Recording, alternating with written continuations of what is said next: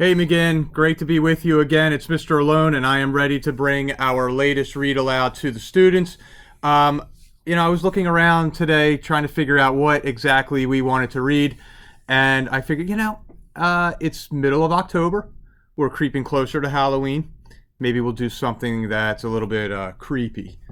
And then I thought, you know what? Let's mix creepy with funny. And so here comes one of our favorites, at least based on what you all tell me, especially our younger kids as you come into the library. This is by Aaron Reynolds. The picture's by Peter Brown. Creepy pair of underwear. And away we go. And this is the sequel to Creepy Carrots. Here we go. Jasper Rabbit needed new underwear. On Thursday, Mom took him to the underwear store and grabbed the last 3 packages of plain white. But as they headed for the checkout, Jasper spotted them. Creepy underwear! So creepy, so comfy. They were glorious. Mom, can we get these? Jasper pleaded. I think they're a little too creepy, said Mom. They're not creepy, they're cool, said Jasper. I'm not a little bunny anymore. I'm a big rabbit now. Mom agreed to buy 1 pair. That night, Jasper wore his cool new underwear to bed.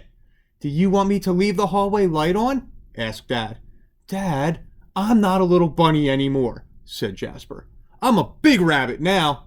His dad shut the door. And that's when Jasper noticed the underwear glowed. A ghoulish, greenish glow. He closed his eyes. He pulled up the covers. He buried his face in the pillow. But it didn't help. He could still see that ghoulish, greenish glow. Jasper leaped out of bed and put on a pair of plain white. He stuffed the creepy underwear into the bottom of his laundry hamper.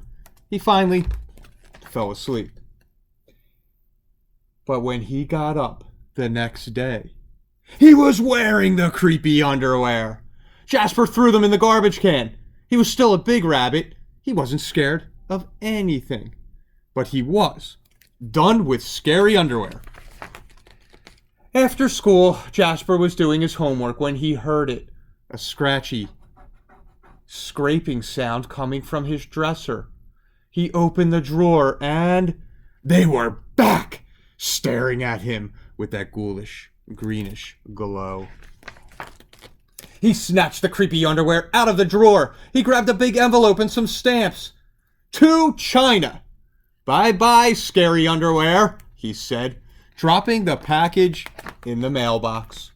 When he opened the front door the next morning, they were there. And were those chopsticks? His creepy pair of underwear had somehow returned from China, and it had brought back souvenirs. Jasper grabbed his mom's good sewing scissors. She didn't like him using them, but this was an underwear emergency. This time, the creepy underwear were gone for good. At bedtime, he slowly opened his underwear drawer. Nothing, just plain white undies. He searched under his bed. He shook out his lampshades. Phew, there was no sign of creepy underwear. He went into the bathroom to comb his ears. They were back! What's the matter with you? His mom asked. You're so jittery lately. Nothing, he yelped. A grown rabbit couldn't be terrified of his underpants. He seized the underwear. He snagged a shovel from the garage, and he rode. He didn't stop pedaling until he reached Creek Hanger Hill. Jasper began to dig. He dug until his hole was dark and deep, and 100% underwear proof. He dropped the underwear in. They gleamed from the bottom, that ghoulish, greenish glow. But not for long.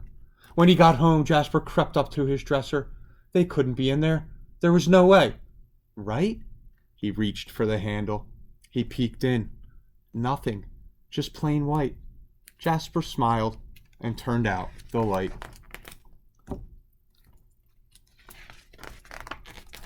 There was just one problem. It was really dark in there, even for a big rabbit. Jasper turned on the light.